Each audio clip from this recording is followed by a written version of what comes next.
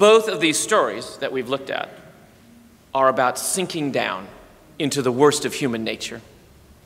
Or at the very best, they are about sinking into things that drive us from the selves God created us to be.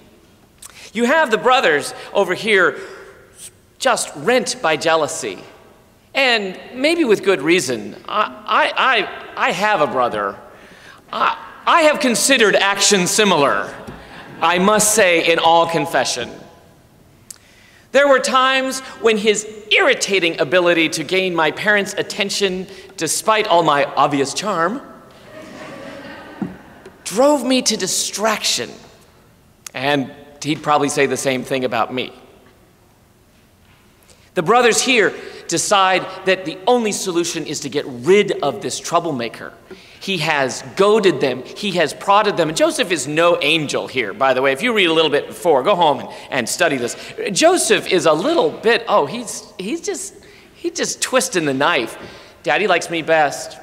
I saw the sun and moon and 11 other stars. They all bowed down to me, my star. Yeah, that's you. I'm the star you bowed to, by the way, in case you didn't get that. Yeah. There was a lot of sharpened knives in the tents that night.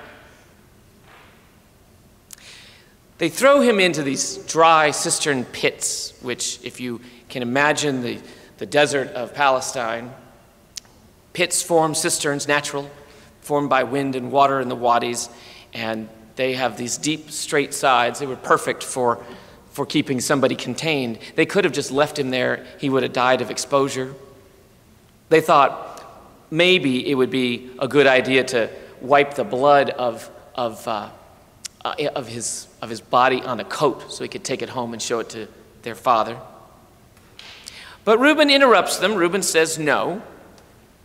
Let's sell him instead. Thanks. Into slavery he goes. What is it that drove all of this? At the root of jealousy is fear. At the root of jealousy is the fear that somebody is going to get yours, that somebody is going to get more than you, or that they think they deserve more than you, or that what you have is going to be stripped from you.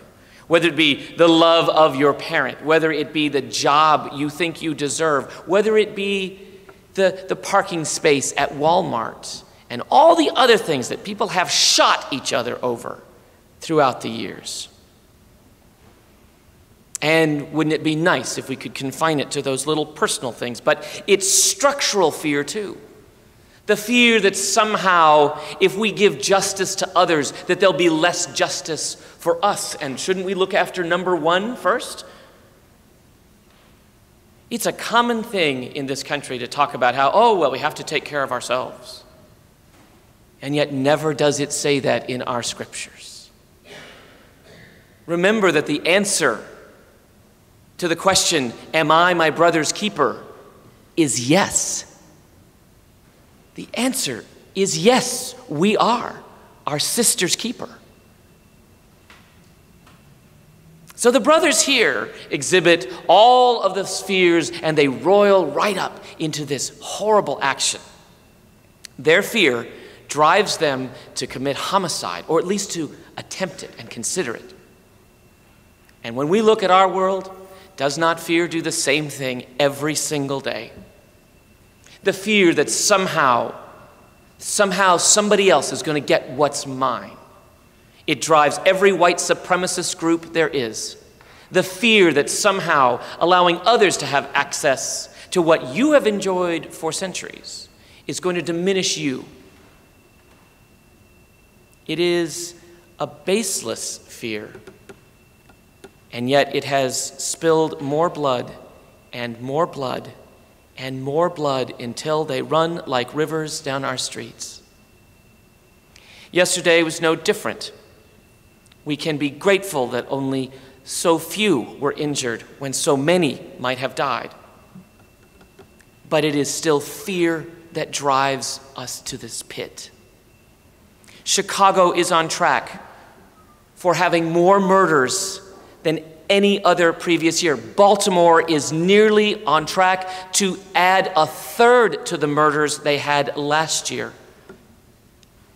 The fear we have of the other, the fear we have of sinking down and never being able to get back up again, the fear we have that someone else is holding our heads under the waters of the world, the fear we have is killing us and teaching us that it might be okay to kill others.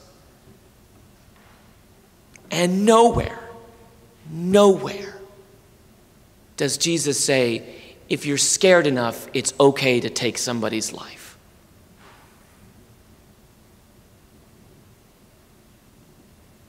After all the miracles, this is the first place that Matthew records Jesus going to pray. Recorded that Jesus had prayed over people and healed people and preached to them, yes. He taught them how to pray on the Sermon on the Mount, 9 chapters before. But in Matthew 14, it's the first place that he records that Jesus sends the disciples away and goes up to the mountain to pray. What happens to the disciples? Well, they get in the boat and they go across the sea. They're headed to Capernaum. The Sea of Galilee is notorious for the fast winds that roil up. And in fact, they are caught in a storm. They are blustered and they are blown. They are on the ocean. Always a symbol in your Bible, by the way, of chaos and turmoil. Anytime there is water of a sea of any kind, it is always going to be a symbol of chaos and turmoil. Who calms those waters?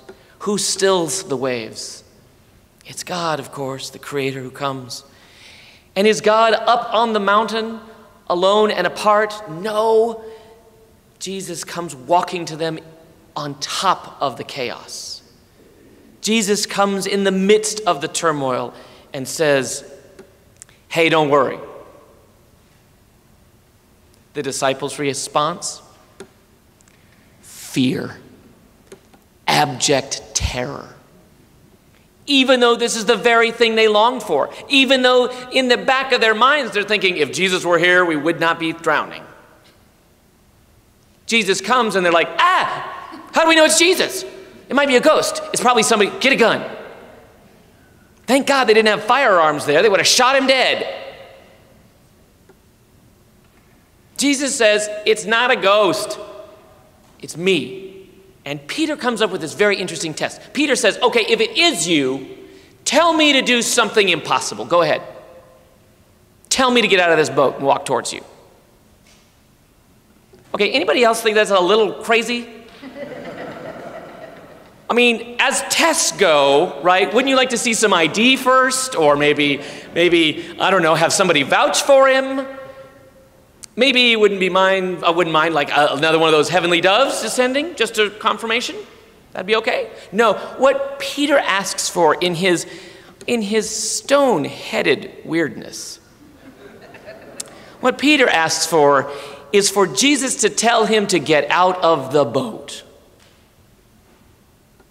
Now, I think it's because Peter, possibly not the brightest of the disciples, but somehow uncluttered by worldly wisdom, was able to get to the root of this matter.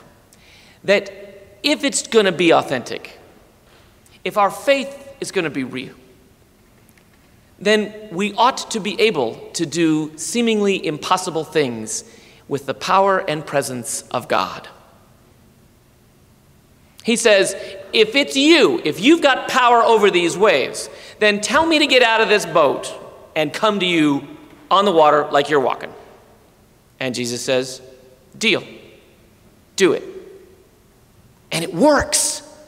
Oh, we focus on the sinking part, but focus for a moment on the important thing. It works. It works. In the power and presence of Christ, dumb Peter gets out of the boat and stands on the waves. And then, of course, like Wile E. Coyote, realizing that he's running across a non-existent bridge, looks down and goes, ah! And immediately sinks below a little bit. Now, I suggest this is about where we are. We know that Christ is with us. We know that the world is in chaos. We know that Jesus has the power to change our lives and for us to change others. But we have feared. We have feared, and so we have sunk to powerlessness, and we feel like we're drowning. You're not.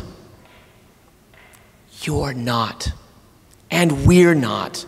We are not powerless in the face of mindless evil. We are not powerless in the face of structures that have doomed our thinking, but not our lives.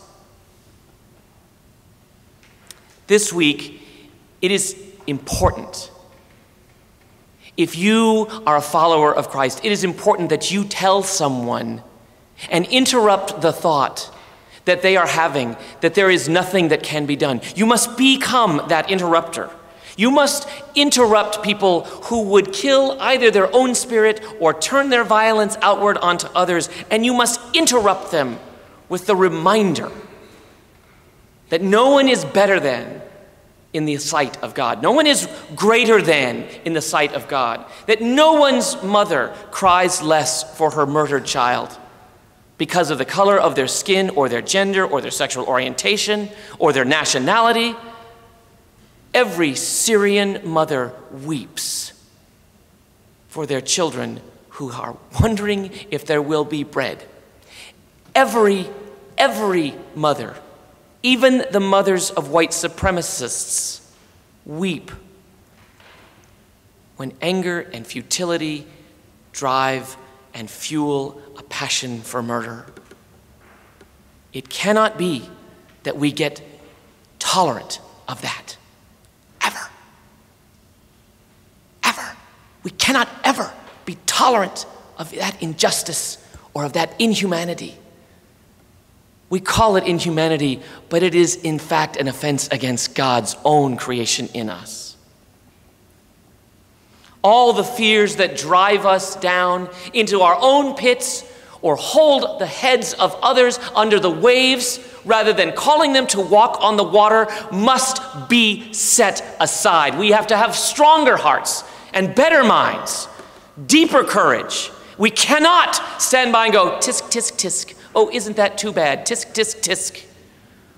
Or even Berea will be overrun by white folks who think that their world is being taken from them because we have allowed women the vote, or black men a job.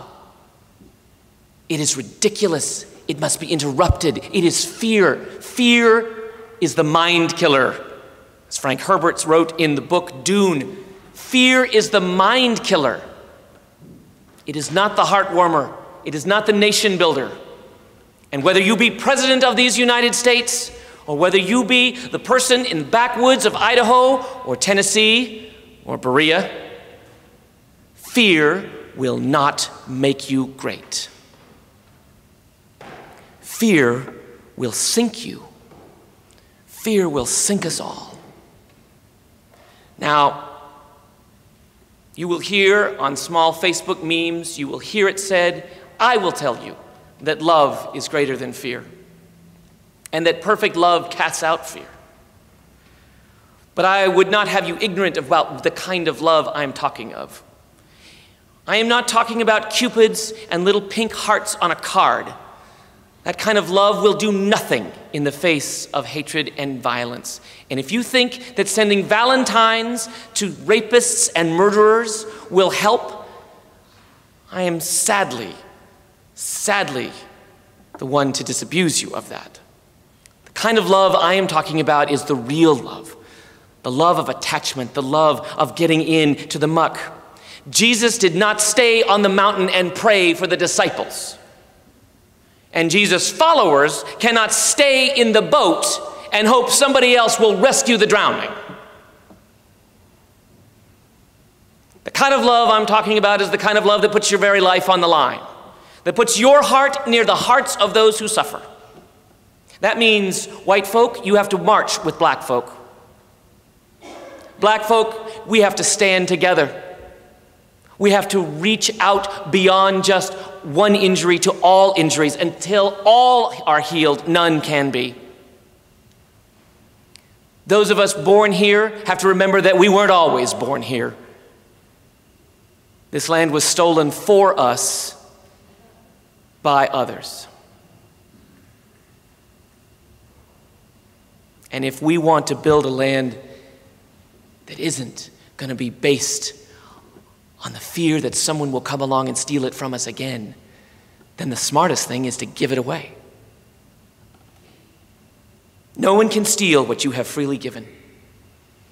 Not your heart, not your land, not your love. The kind of love I'm talking about is the kind of love that shapes hearts. It doesn't cut them out of tissue paper. It is the love of steel. It is the love of endurance. It is the love of persistence. It is the love of sacrifice, and the love of generosity, and the love of laughter, and the love of joy, and the love of working until it all comes together and everybody is on the water walking. All the fears that drive us down. Let us not succumb to the one that tells you that you are nothing and can do nothing. You are God's own child. Each and every one of you is God's own child. Empowered, embraced, yearned for, welcomed, longed for. Not one of you can be lost. Not one here, whether you know their name or not, is here by accident. Every one of you. Each one, teach one. Each one, tell one. Each one, every day. Interrupt, investigate, invite, change. We have got to meet our neighbors. We have got to speak to those who we have thought of as enemies. We have got to put down our guns and our knives and our hard words, and we have got to pick up the hard work to build the world we want to live in. If you think God is simply out there thinking, oh, God will, with a fiery finger, erase all of the hatred and racism, and we don't have to do anything, think again. God has given you what you need. God has told you what is right, O mortals. Love justice. Do kindness. Do justice. Love kindness. Walk humbly. But not once, every day. All the time. And on the water. Walk humbly, but on the water. And for God's sake and the sake of those who have died and have suffered for so long, get out of the boat. Amen.